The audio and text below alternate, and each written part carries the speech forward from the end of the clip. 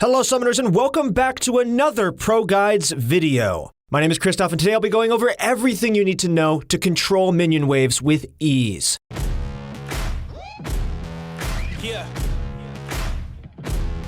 Siege.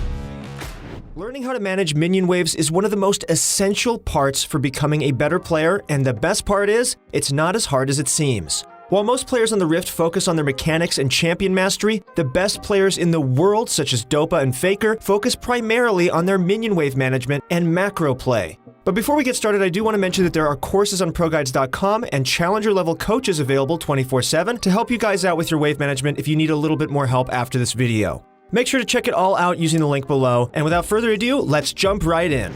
After consistent rank 1 finishes on multiple servers and easily achieving Challenger with over an 80% win rate, it's safe to say that Dopa is the best solo queue player on the planet. However, unlike Faker, Dopa isn't a mechanical genius. Instead, Dopa makes up for his lack of mechanics with his impeccable minion wave management and godlike macro play. He's mastered every aspect of wave manipulation, which ultimately allows him to have complete control over the enemy laner. By mastering this skill, Dopa relieves pressure off the map and allows his team to play more freely during the laning phase. Let's start with our first topic, which is some basic information about minions. There are 3 different types of lane minions in League of Legends: melee minions, caster minions, and siege minions, but they're better known as cannon minions. Melee minions are the frontline tanks, caster minions are the backline damage dealers, and siege minions are both tanky and deal damage, so they're a mix of both. As of this current patch, siege minions spawn every 3rd wave starting at 2 minutes and 5 seconds. From 15 minutes, they spawn every other wave, and after 25 minutes, they spawn every wave. Remember, this part is a little bit basic, but stay with me. After minion waves start to spawn, they'll walk in a straight path toward their designated lane assignments and start fighting the first target they see. If there are multiple targets, then the minions will refer back to a strict priority system to choose who they attack. For more information on the priority system, check out the description link below because it's a little lengthy. Your minions will continue to attack the enemy minions unless you auto-attack the enemy laner or hit them with a targeted spell such as Annie's Q. Drawing minion aggro can be dangerous, especially during the early game, so make sure to trade wisely. Having a few caster minions hit you during level 1 can chunk your HP bar pretty bad and force you to drink a potion early on. Alright, now let's talk about wave management. There are 3 different types of minion management, which are freezing, slow pushing, and fast pushing. Each of these are used in different scenarios depending on a number of factors. You'll be using fast and slow pushes in every game, while freezes are a little bit more situational. Fast pushing is when you're killing all the enemy minions as fast as possible, and it's the easiest wave management tactic of the 3. Yep, it's that simple. Just quickly kill the enemy minions so your minion wave can crash into their turret.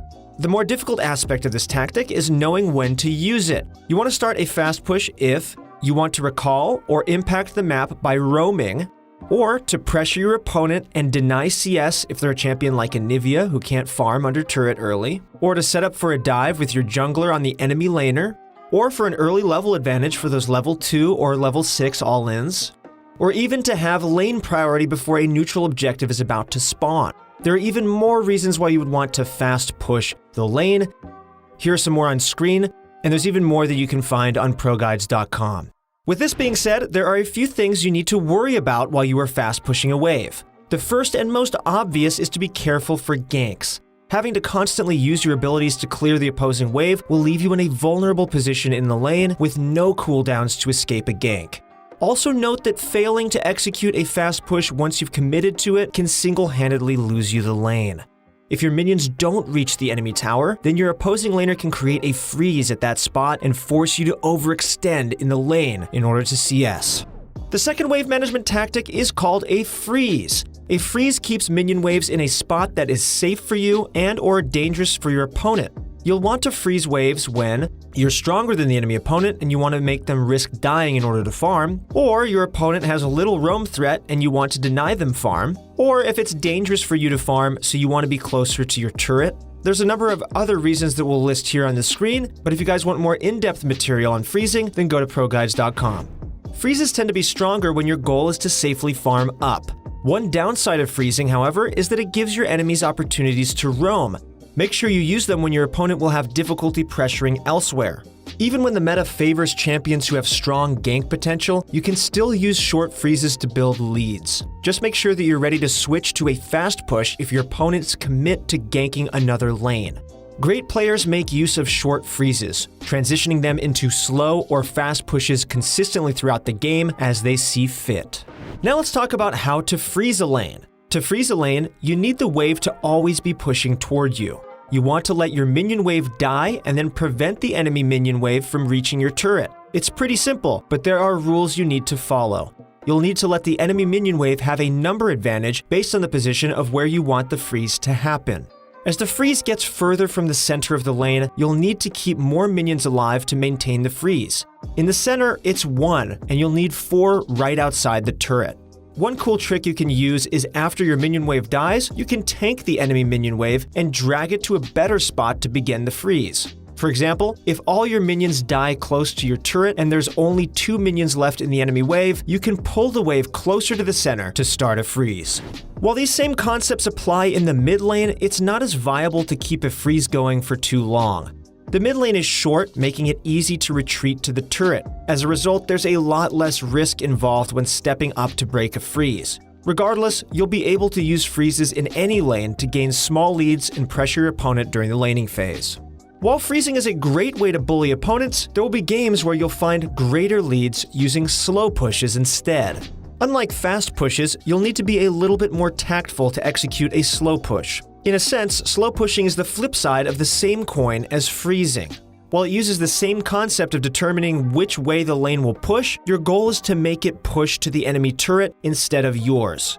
You want the wave to push naturally based on the wave's position and numbers, only last hitting the minions. Especially in skirmish-heavy metas, slow pushes are the bread and butter of effective plays, and all high elo players achieve their ranks using them. Here's some advantages to slow pushing. 1. You'll have a minion wave advantage, making it harder for your opponents to trade. 2. With the pressure of a bigger wave, you can play aggressively and deny them farm. 3. By crashing bigger waves into their turret, you give yourself larger time windows to either deep ward or roam. And here are some other reasons why you'd want to slow push. So to understand slow pushes, there's one thing you need to know. When minion waves are even, whichever side the wave is closer to has a pushing advantage. That sounds complicated, but it's a lot easier to understand when you see it instead. Because this minion wave is closer to the blue side turret, it will slow push. Slow pushing doesn't end after the laning phase. In fact, it's the most important way to manage a minion wave later into the game. If you ever wonder how some players get so much farm and also manage to be in every team fight, then we want you to know that it's through slow pushing. There are 2 ways to utilize slow pushes in the mid to late game. 1. Letting the waves push by themselves, or 2. Building and crashing them. If you want to let the wave push by itself, go to a side lane where the minion wave is closer to your side of the map. You'll want to thin the enemy wave and adjust it to meet your goals. Clearing caster minions will keep your minions healthier and speed up the push slightly. Clearing melee minions speeds up the push significantly. For example, if you want a gradual push that makes a giant wave, you'll want to clear 1 or 2 caster minions and then leave the wave alone. You'll use this when there's a cross-map objective that everyone wants to be at and the enemy team doesn't have teleport to stop you. This method is much stronger when the top laners are both playing tanks. Since their wave clear is slow and they play essential roles in teamfights, whoever has to catch these big waves risks having their team get engaged on and losing the game.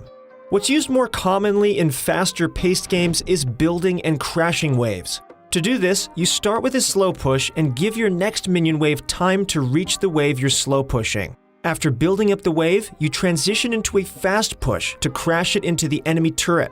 If someone comes to catch this wave, you now have an opportunity to roam and start a fight. If nobody catches it, you have the option to commit to split pushing or grouping with your team while the enemy team loses all the minions you pushed in.